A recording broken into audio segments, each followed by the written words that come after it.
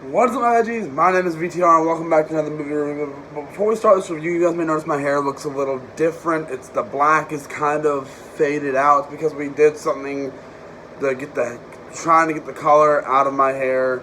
Don't worry, this is completely temporary. There's going to be a big change in my hair soon, but there's actually a vlog that's being recorded about it, but you'll sorry about that. I thought I'd just point that out. But that's not the point of this video. They're reviewing a brand new movie. Well, yeah, it's still pretty new. Finally, something new, a new movie that came out. I got to see, even though I didn't see it in theaters, even though theaters are open, and this wasn't even meant for theaters anyway, so. Okay, today we're reviewing the Disney Plus movie, Phineas and Ferb, the movie, Candace Against the Universe. Now, you're probably thinking, whoa, VTR, you're supposed to be doing all the Disney Channel movies. You can't just skip all the way to the latest one.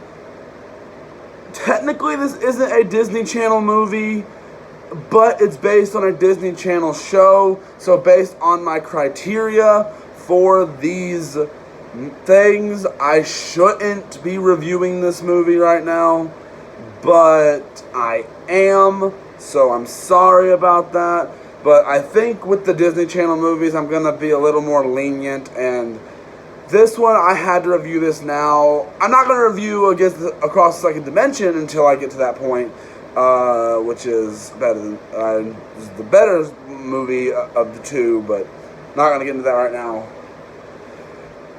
So, this movie, I want to get into I'm a big Phineas and Ferb fan. I went through a huge, before My Little Pony came along, Phineas and Ferb was my obsessed cartoon. I went from total drama to Phineas and Ferb to My Little Pony. And I was obsessed with Phineas and Ferb. The entire school knew it. I did a book report on the Phineas and Ferb Across the Second Dimension novelization in school, and I got my board up and everything and everyone was like, "Yep, saw that coming." So I was like, "Oh, okay."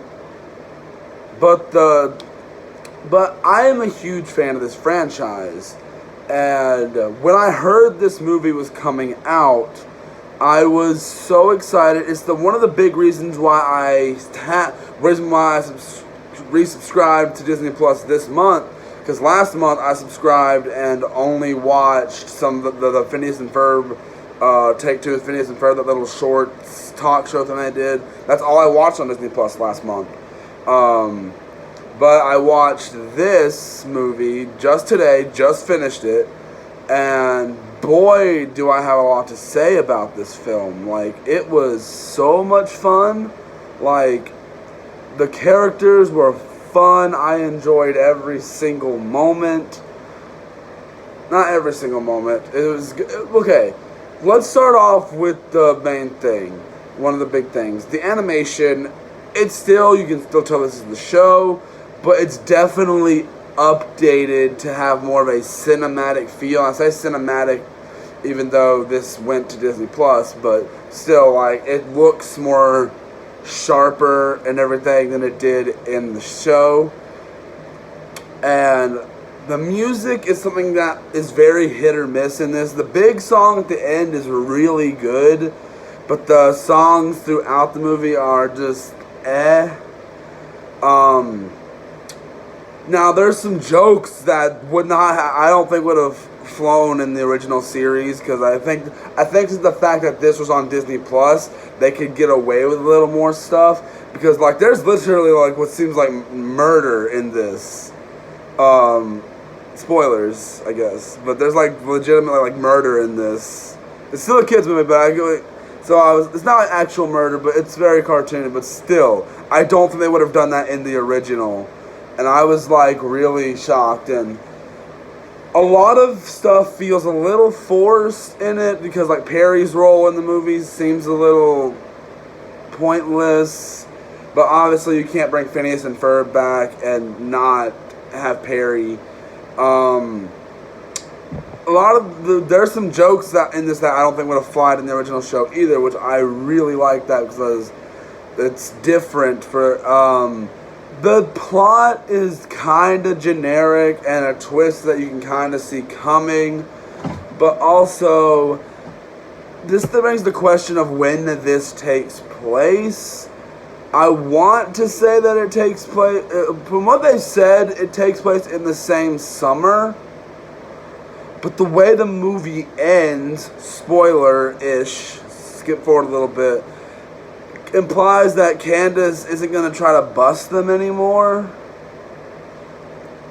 But that's confusing to me because that means, like, when does this movie take place? Does it take place at the end of, close to the end of summer? Because we saw in the final episode of Phineas and Ferb, she is trying to bust them still because there's a little time loop thing that she's going through in the final episode of the series. So does this take place like in that summer or another summer? I'm gonna guess it's the same summer. Maybe they just didn't think about how well to tie it in. Maybe Candace just decided I'm still gonna try to bust them and everything. I don't know. Some of the things for some reason, a little bit of this reminded me of the one episode where Candace went to Mars and became the Queen of Mars. A little bit of this reminded me of that episode, not going to lie to you. But there was so much of this film that just felt a little off, but also I still had my enjoyment out of it. Like, there was some comedy in there that really hit, but there was something that just didn't hit and really disappointed me with some of that. But do I hate this movie? No, not at all. It's definitely going to go on the top 12 list of movies this year. And it did feel like a bigger episode. But at the same time, it didn't feel like a bigger episode. It felt cinematic. And seeing the kids interact with Doofenshmirtz without there having to be the whole revealing Perry thing and all that, which you've already seen, was really nice. I liked that. We obviously know this takes place before the end of the series. Well, yeah, this always takes place before the end of the series because Candace points out she doesn't know who Doofenshmirtz is, but she's seen him. But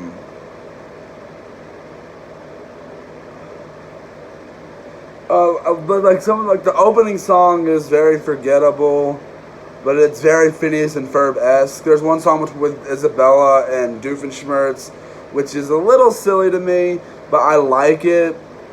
It's not really the best written, but the end song I enjoyed the heck out of. And there's some jokes here and there that I really enjoyed, and I really just had a lot of fun with this.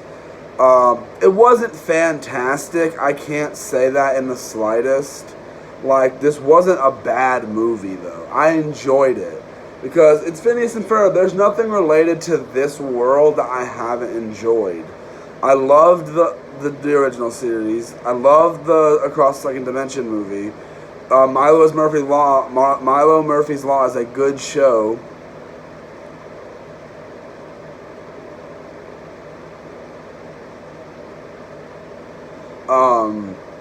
And this movie was good. I liked it. It's probably one of the weakest things in the Phineas and Ferb franchise, though. Because technically this whole universe has 2 TV shows and 2 movies.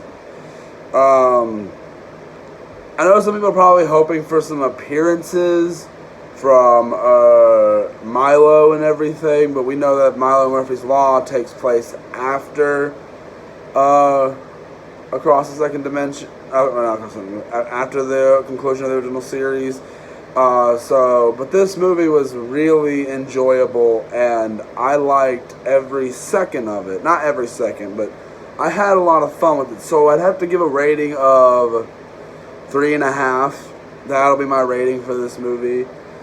I had my problems with it. There was some stuff that didn't hit. There was some stuff that did hit.